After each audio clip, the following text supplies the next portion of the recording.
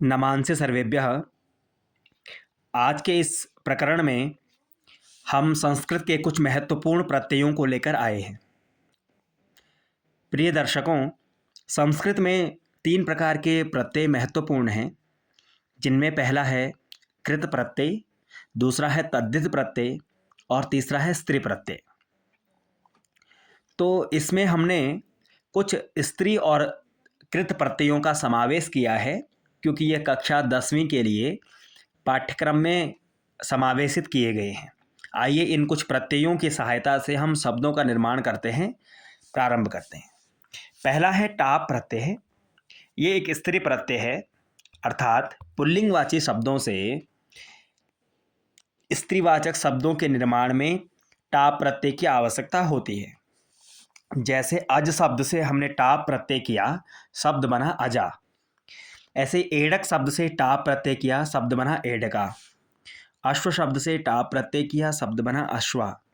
बालक शब्द से टाप प्रत्यय किया तो शब्द बना बालिका। और मूषक शब्द से टाप प्रत्यय करने पर मूषिका। अर्थात इस टाप का आपको अंत में आ देखने को मिलेगा। आकारांत ये शब्द जो है बन जाते हैं, है ना। जैसे अजा, एडका, अश्वा, बालिका, मूषिका।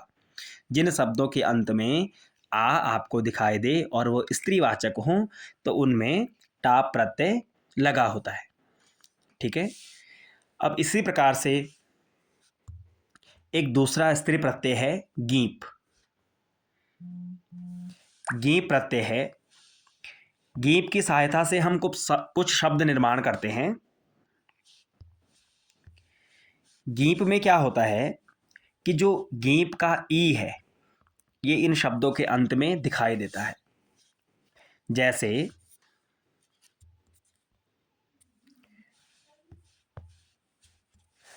सर्वप्रथम हमने कुमार शब्द से गीप प्रत्यय किया तो कुमारी शब्द बना। उसी तरीके से किशोर शब्द में गीप प्रत्यय करने पर शब्द बना किशोरी। वधूट शब्द में गीप प्रत्यय करने पर शब्द बना वधूटी।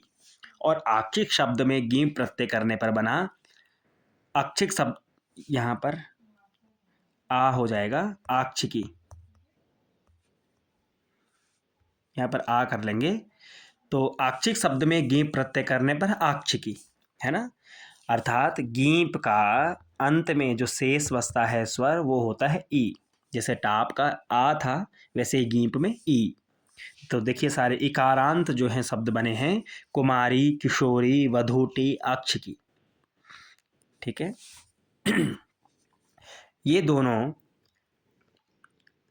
स्त्री प्रत्यय हैं, अर्थात पुल्लिंग शब्दों से स्त्रीवाचक शब्द बनाने में इनकी सहायता लेनी पड़ती है। अब ऐसे ही कृत प्रत्यय हैं जो धातुओं में प्रयोग होते हैं। कृत प्रत्यय में हम देखेंगे पहला है तव्यत प्रत्यय। तो पठ धातु में तव्यत प्रत्यय जोड़ेंगे, पठितव्यः।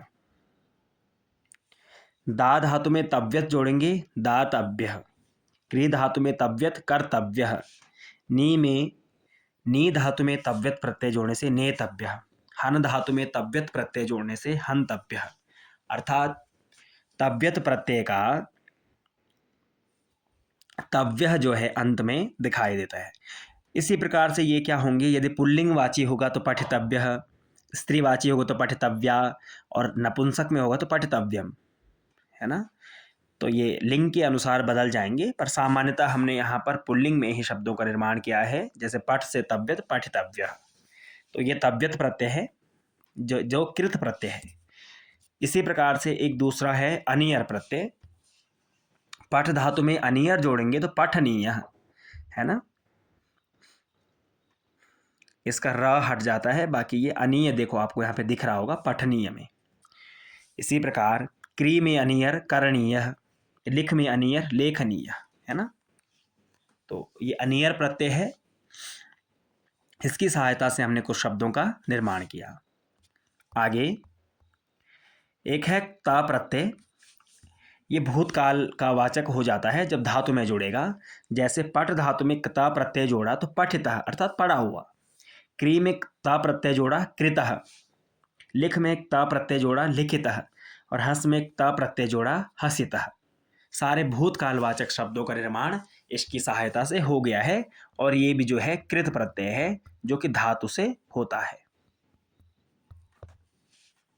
पठितः पढ़ा हुआ, कृतः किया हुआ, लिखितः लिखा हुआ, हसितः हंसा हुआ, है ना। और अगला जो प्रत्यय है वो है तवतु प्रत्यय। तवतु प्रत्यय भी भूतकाल का ही वाचक है।